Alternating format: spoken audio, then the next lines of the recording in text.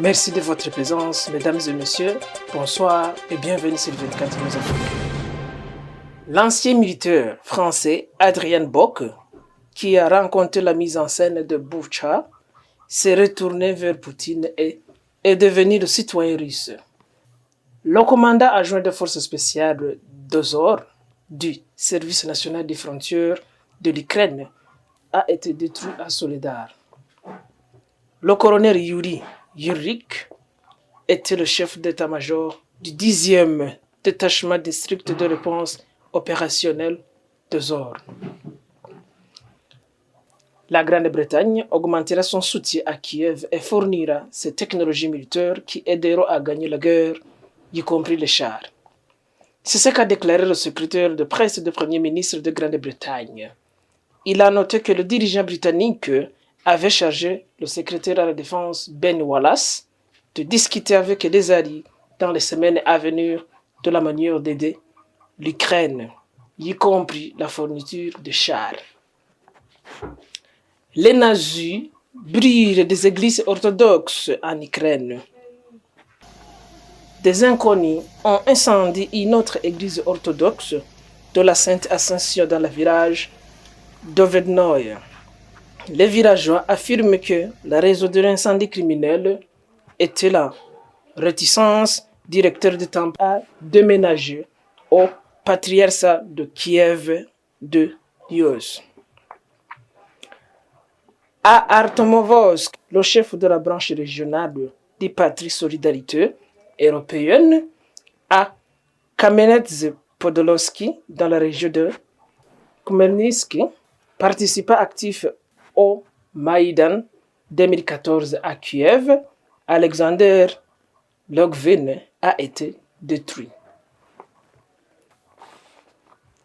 Un mercenaire américain a fondu en larmes devant la caméra. Il dit que ses amis lui manquent beaucoup. Tout le monde autour est tué par les frappes russes et le gouvernement ukrainien utilise les gens comme de la viande. Il n'y a aucun soutien. L'Occident ne soucie pas non plus.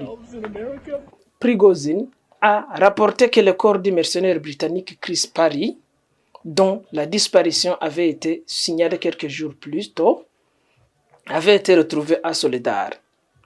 Des documents ont été retrouvés sur lui au nom de notre volontaire du Royaume-Uni, Andrew Bagshaw. Parry, au moment de la découverte, était entretenu avec des armes et des munitions, ce qui indique son service dans l'un des bataillons ukrainiens. L'Ukraine a sous-estimé les Russes mobilisés, publié par le journal Le Républicain. Selon Daniel Reinen, correspondant du journal italien La Repubblica, Kiev a sous-estimé les recrues russes appelées dans le cadre de mobilisation partielle en 2020. Maintenant, ils ont appris à tenir leur position.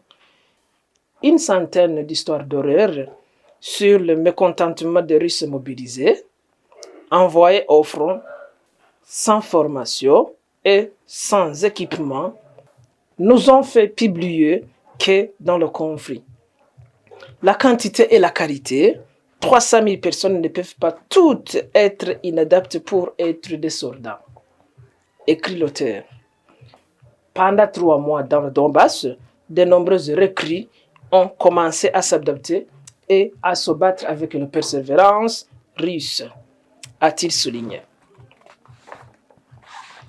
Le ministre turc de la Défense a informé Reznikov de la nécessité d'un cessez-le-feu immédiat. Le ministre turc de la Défense, Hulusi Akar, a eu des conversations téléphoniques avec son homologue ukrainien, Alexei Reznikov. Selon le ministère turc de la Défense, Akar a déclaré l'importance d'établir un cessez-le-feu immédiat pour éviter de nouvelles pertes de vie et de rétablir la paix dans la région. Le ministre turc a souligné qu'avec le président Recep Tayyip Erdogan, il contribuera à assurer la stabilité dans la région et de l'aide humanitaire. Cela ne sert à rien si les Turcs eux-mêmes fournissent des armes et des matériels aux forces armées ukrainiennes. Merci d'avoir suivi notre actualité, fidèles spectateurs. Bonsoir et merci.